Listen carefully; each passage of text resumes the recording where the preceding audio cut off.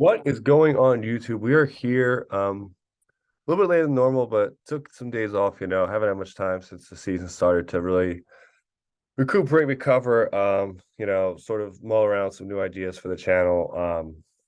So happy to be back at it. It's gonna be a two-parter. We're gonna recap week 6 of the XFL season, also preview week 7 and give our betting odds. As always, be sure to like and subscribe, comment down below what you think of my predictions or anything like that. We'll get into the recap first.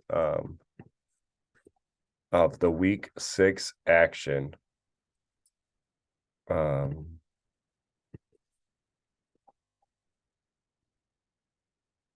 the first game of the weekend was a Thursday game. No, it was Saturday. Whoops. All right, let's get into this. Um, so Seattle was able to win 26-19. A little closer game, I think. All of us thought, but unsurprised with the Seattle team. Just turned the ball over too much. Pretty uninspired performance by Ben DiNucci, 1835, 177 yards, 2 T's and a pick. Okay, running the 43 yards running the ball. They still haven't run the ball well enough since Ellison has been hurt. Fortunately, they haven't been able to get the ground game going. I think that would be nice for them as an offense, but pretty quiet game receiving wise. Blake Jackson had a nice game. Jawan Green having 2 touchdowns. No fumbles, which I like. Defensively, pretty solid game. 2 sacks, a forced fumble, and they recover the fumble, so that's good. At least playing even on that turnover battle, which is huge. For the Guardians, I really liked what I've seen from them, truthfully, the past few weeks. But why is it not switching? It didn't switch to the Guardians. That's just great. Let's refresh this and maybe see that'll do it. There we go. Quentin Dormany, pretty solid game. 24-44, 243 yards. Really good game running the ball for the team. Devin Darrington had a pretty solid game. You can see 7 carries for 82 yards. As a team, 22 carries for 162 yards. A couple big plays in there, which you like to see. Cody Latimer, solid game. Charleston Rambo, my favorite name in the XFL. Solid game as well. Devin Darrington did lose a fumble, unfortunately. Defensively, they got the 1 sack. They had the INT, Najim Hussein. Yeah, I think pretty predictable. Seattle let the team in too long. Guardians played hard and just didn't have the talent. Not much to say about that. St. Louis, this game was crazy. The line for this game, we'll go over it. I had as my best bet. I think the line was like -3 for St. Louis. I thought that was crazy, even on the road. Or they were at home. No, they were on the road, but still, I thought that was crazy. Adrian McCarron, I mean, near perfect, 23-29, 3 TDs, 236 yards, a few sacks. Running wise, Brian Hill had a nice game. Other guys took nice plays, 23 carries, 106 yards. A little bit of running the ball recently. I feel like all these teams, minus Seattle, has been struggling. But yeah, Darius Shepard had a nice game. Akeem Butler, not as super great game, but George Campbell had a nice game. Darius Shepard, the 2 TDs. Defensively, see 4 sacks, 2 INTs. Those are big stats. Vegas is, we'll talk a little more about their roster shakeup, but why? There we go. I don't know why it wasn't taking so long. Moving quickly, Luis Perez, who was no longer on the team, 42-21, 104 yards, no TDs, 2 interceptions. Brett Hundley threw a touchdown, 9 of 18, 120 yards. Kind of in mop-up duty more. Not great running the ball. They were playing so much behind, though. It doesn't surprise me that they don't run as much or that they didn't run it very well. No great receiving games, particularly. Love it. Always doing his thing, I feel like. Goes without saying. Defensively, had 3 sacks, 5 tackles for a loss. That's not terrible. But yeah, Vegas season's kind of been disappointing, kind of falling off the wagon. We'll talk a little about the trades. San Antonio and Arlington, a rematch of week 5, when they played each other, just flipped the stadiums. Jack Cohn was hurt, so Juwan Pass got the start. 8-14. Now, neither one of these guys are particularly great, which I kind of forgot about when I was making this week's picks. So maybe I have to adjust. I forget who they're playing actually. Anyway, but we'll see. Anyway, not a really good passing game. Okay, running the ball, 24 carries, 111 yards. I like at least they're committing to the run. And they did get the win, so can't talk too much. 59 yards passing just isn't going to cut it. Kurt Benkert, who's just recently signed off the street, got some action in there. They had 3 sacks, an interception, a fumble recovery. Like to see that. Renegades, I mean, they're only hanging on because that division is awful. I mean, it is awful. That South division. It's crazy. Kyle Sloter was benched, I believe. 6-13. He's been really disappointing. Most disappointing player of the season, I think, for me, has been Kyle Sloter or Ben DiNucci. And some could argue Ben DiNucci, I think, has more potential, but Kyle Sloter, I thought, would do something. So he has done nothing. He got released last week after this game, which is also crazy that dude was a pretty good USFL player and can't even get a job because he hasn't deserved it. Drew played okay, actually, 10 of 16, 163 yards, TD and INT. It's fine. 25 carries, 7 yards, not going to get it done. Especially when you're throwing the ball not well. No great receiving games. You could see Drew Plitt did lose a fumble. Defensively, they were 2 sacks and an INT, but nothing too crazy there. Donald Payne with the pick. Yeah, we'll talk about the standings a little more, but disappointing from Arlington. Bob Stoops and their OC and all that. They just have not been able to put anything together. Houston, DC, Monday night action. This is a big game for both teams. Houston was able to solidify their place, or excuse me, DC is able to solidify their place in first. I think if they win this week, they would clinch. They could clinch a number 1 seed in the division, or at least a playoff spot. I think if they win, they would have. No, they wouldn't, because they have 2 losses. If Seattle and St. Louis lost, which isn't unthinkable, St. Louis is more thinkable. We'll talk about that. But either way, great game. This Houston Roughnecks offense has been struggling. Brandon Silvers, 10-17, 111 yards, and INT. More like the Brandon Silvers we all remember from 2020 and other leagues. Cole McDonald had a pretty solid performance. Got a little more reps.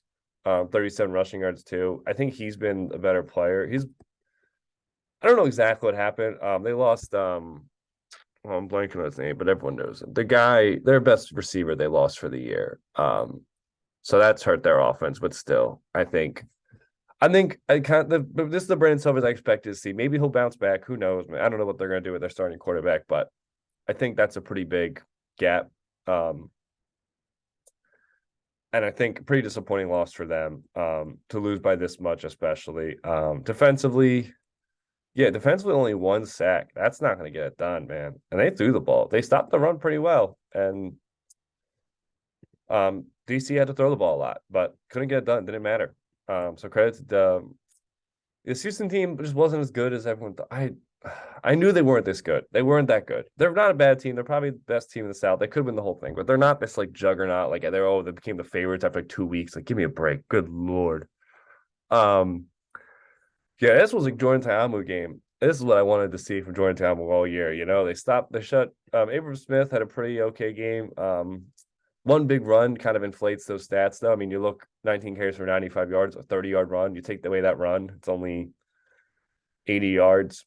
65 yards and 18 carries. So that's less than 4 yards a carry minus 1 run. I mean, you have to still count it, but not the best running day. For the team, Jordan Ta'amu threw the ball 31 times, 19 of 31, 245 yards, 2 TDs. Just, methodical picking apart. Lucky Jackson had a great game, 136 receiving yards, 5 catches and a touchdown. Alex Ellis has first TD in the XFL. Congrats to him. Yeah, not a great, it's only 2 sacks, 1 INT for the defense. But that's big. And yeah, DC has been rolling. And we'll do that now. We'll go into the standings while we're here. I need the schedule. Shit. Hold on. So in the North, like I said, the North Division is so much better. It's crazy that they can't put one of all 3 of the teams aren't going to make the playoffs. It's crazy. DC is going to be in. Seattle and St. Louis, one of them is not going to be in the playoffs, which is just outrageous to me. You can see St. Louis got back on track last week with the Vipers. Seattle's got 4 in a row. Really had a nice bounce back. I think that was a big turning point, no matter what happens. They went 0-2. Had a couple daily game against the Roughnecks. They had a couple, and they've had some shaky wins, but credit to that staff and those players for getting it done. Vegas at 1-5. Starring Jalen McClendon this week. We'll talk about that. And the South Division. I mean, Houston's good, but I mean, Arlington's only game back of them, which is crazy too.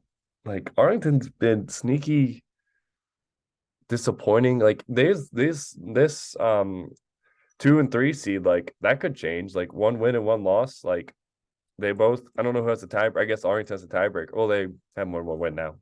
But I don't know who has the tiebreaker because they split the series.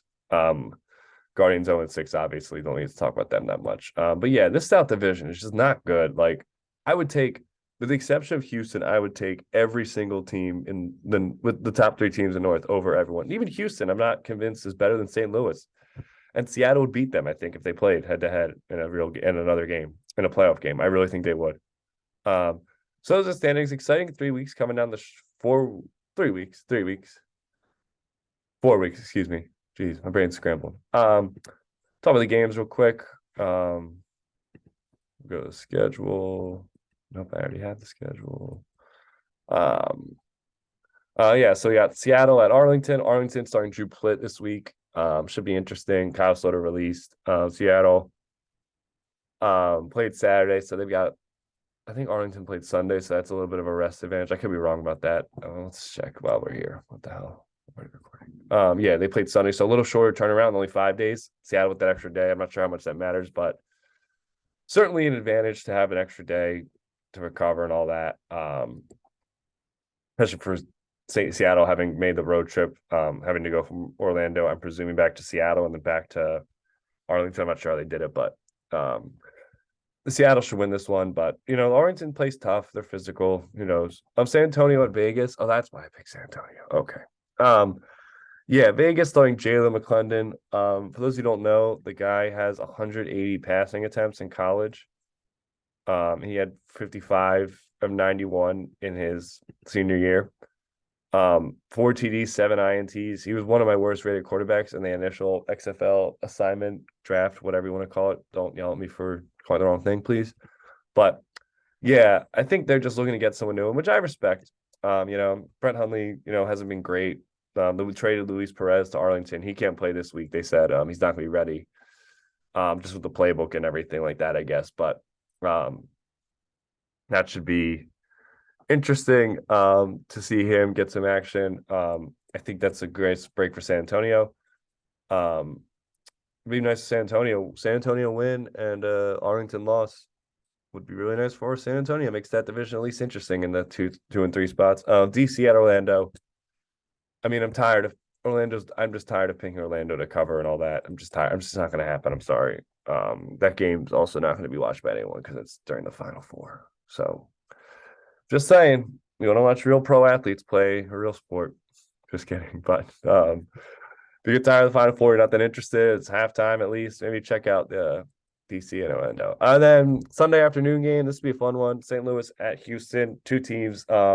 Haven't been playing their best the past few weeks. Both need a win, I would say. Definitely Seattle or St. Louis in particular, but even Houston.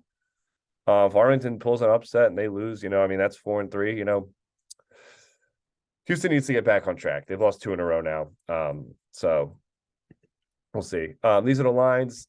This is today morning, East Coast time. So Seattle -4.5, Vegas -3. I think that's fine. DC -10 makes sense. Even lower than I thought it could be, to be honest, but it's a good line. And Houston -3. That's a tough one. Fun game to watch. My most fun games are generally the games I don't like to bet on because they're too close. Like the 2 good teams. Like that's just not going to be. I don't know how to pick. That's a tough pick. Just reviewing last week's picks. You can see Seattle needed Seattle to win by 3 more points. They kind of choked. In some ways, didn't. St. Louis won and covered. My best bet hit again. Back on track with that. Arlington screwed me.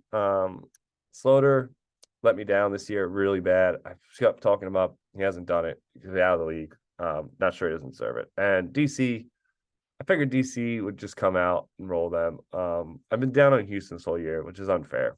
Maybe I'm just biased, but They haven't been as good. And I think DC just has so many ways to beat you. Their defense can beat you. They can pass the ball. They've shown they can beat you through the air. They can show they beat you on the ground, and their defense can stop you. They've won shootout. They've scored 37 points. They've won games low scoring. They've done it all. So I just had a tough time picking against them. Week 7, picking Seattle winning cover.